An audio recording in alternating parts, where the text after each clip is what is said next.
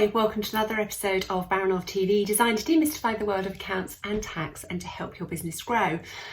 I did episode 100 recently and I was talking about video and the importance of video and the ways you can use video within your business, and we had quite a few comments from various people about the episode. I think mainly from the introduction, but also around how to find content to talk about. And one of the concerns is where you constantly come up with new information and new content to put into videos and emails and blog posts and all of those sorts of things. So I thought it'd be really useful to talk about the ways that I find new content, because it is quite a challenge to come up with content for videos every week. But actually, once you get tuned in, you can find things far easier than starting with a blank sheet of paper every week. It also gives you conversation points if you're wanting to talk to customers and you're trying to find a reason to pick up the phone to them. Sometimes to have content can actually be quite useful in that as well, to almost justify the conversation, because it's really important to keep that dialogue going with customers, particularly if you've got long periods between purchases or contact. You need to keep the conversation going, and video obviously is a great way of doing that. Also, to be able to prove your worth on things like social media and on blog posts and on your website, having good content and being able to repurpose that is actually really useful. But it is, as I say, it's hard to know what to say. So I've got a few ideas for you.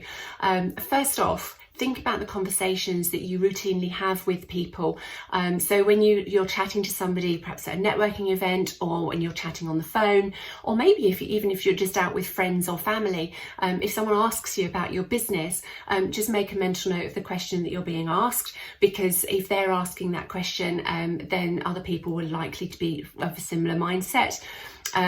Think about the types of questions that you're asked. Why do people phone you with questions?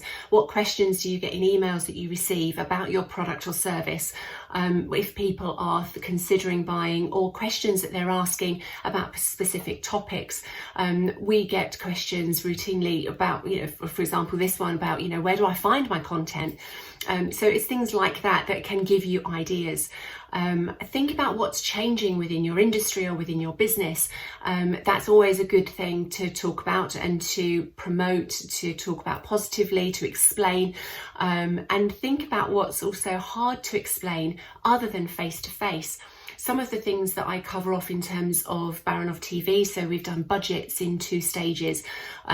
It's quite a chunky subject, and you need to get across the reasoning, the logic, and the different scenarios, and that's really hard to do on an email. It's just going to be too wordy. But a video can give you a really good starting point, and it enables you to chat to people. So it's a great way of doing that. What do new customers need to know? So it could be things about instructions for how to use your product, how to get the most out of your product, what your services involve, things they need to think about in terms of renewals potentially, or fees and that sort of thing. What's topical, what's happening at the moment for you?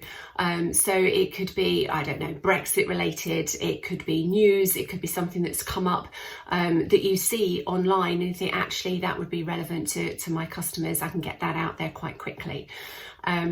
The other one to think about is myths and misconceptions. We quite often talk about Joe down the pub. Joe down the pub is a nightmare for accountants generally, because there's always someone down the pub who says, oh no, you don't need to be paying all that in tax. But actually, with the different scenarios and different individuals have different situations, Joe down the pub doesn't necessarily know his stuff quite as well as somebody who's a qualified accountant.